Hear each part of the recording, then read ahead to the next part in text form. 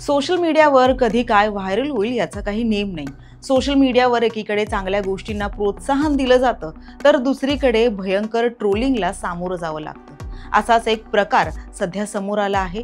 अमेरिकेतील काही social media वापरकर्त्यांनी पुण्यातील एका व्यक्तीचा फोटो वापरून भारतीयांविरोधात वर्णद्वेषी मोहीम राबवली।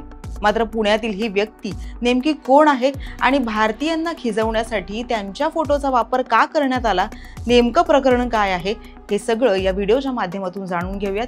नमस्कार, मी प्रेसिता कांबळे आणि आपण पाहताय लोकसत्ता लाईव्ह। गेल्या 2 दिवसांपासून भारतीय नागरिकांच्या विरोधात पाश्चिमात्य देशांमधून सोशल मीडियावर विखार पसरवला जात असल्याचं समोर आलं आहे।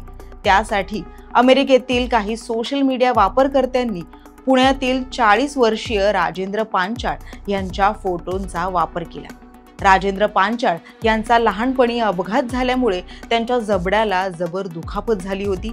ते गेली 38 वर्ष व्यवस्थित तोंडही उघडू शकत नव्हते। त्यांच्याच शस्त्रक्रियेपूर्वीचे काही जुने फोटो अमेरिकेतील सोशल मीडिया वापरकर्त्यांनी भारतीय नागरिकांची खिल्ली उडवण्यासाठी वापरले। त्यानंतर मोठ्या प्रमाणात हे फोटो सोशल मीडियावर व्हायरल झाले। अमेरिकन नागरिकांच्या या वर्णद्वेषी मोहिमेविरोधात आता काही भारतीयांनी आवाज उठवलाय। एका युजरनं या संदर्भात निषेध व्यक्त करत म्हटले की अशा प्रकारे लोकांचे फोटो वापरून भारतीयांची थट्टा करणं हे घृणास्पद वर्तन आहे। हे सहन केलं जाऊ शकत नाही। तर इतरांनीही संताप व्यक्त केला आहे। दरम्यान अमेरिका आणि पाश्चिमात्य देशांमध्ये काही काळापासून भारतीय नागरिकांविरोधात पराकोटीचा द्वेष दिसून येतोय। काही भारतीय नागरिक आणि विद्यार्थ्यांच्या हत्येच्या घटनाही समोर आल्या होत्या। फक्त सोशल मीडियाच नाही तर कामाच्या ठिकाणीही वर्णद्वेषाचा सामना भारतीयांना करावा लागतोय। काही दिवसांपूर्वीच अमेरिकेतील क्रिप्टो व्यापार करणाऱ्या पॉलीमार्केट कंपनीनं भारतीयांविरोधात वांशिक अपमान करणारी पोस्ट केली होती। मात्र वादानंतर ही पोस्ट डिलीट करण्यात आली। या सगळ्या प्रकरणात सोशल मीडियावर ज्यांना नाहक ट्रोल केलं गेलं ते राजेंद्र पांचाळ हे पुण्यातील रहिवासी आहेत।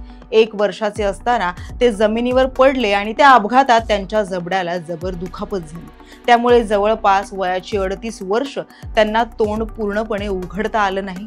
पालकांची आर्थिक परिस्थिती हालाकीची असल्यामुळे त्यांना योग्य वैद्यकीय उपचारही मिळाले नाहीत। परिणामी लहानपणी झालेल्या दुखापतीमुळे जबडा दबलेल्या अवस्थेतच राहिला। या दुखापतीमुळे पांचाळ यांना टेम्पोरोमॅन्डिब्युलर जॉइंट अँकिलोसिस नावाचा दुर्मिळ आजार झाला होता। यात ते 1.5 सेंटीमीटर पेक्षा जास्त तोंड उघडू शकत नव्हते।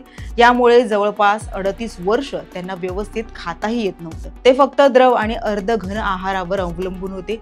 यामुळे त्यांना कुपोषणाचाही सामना करावा लागला। 8 वर्षांपूर्वी 2017 साली AM Rangoonwala college of dental science and research सेंटरमध्ये त्यांच्यावर एक दुर्मिळ शस्त्रक्रिया करण्यात आली।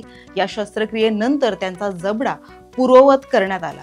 त्यानंतर आता त्यांना व्यवस्थित अन्न खाणं शक्य झालंय।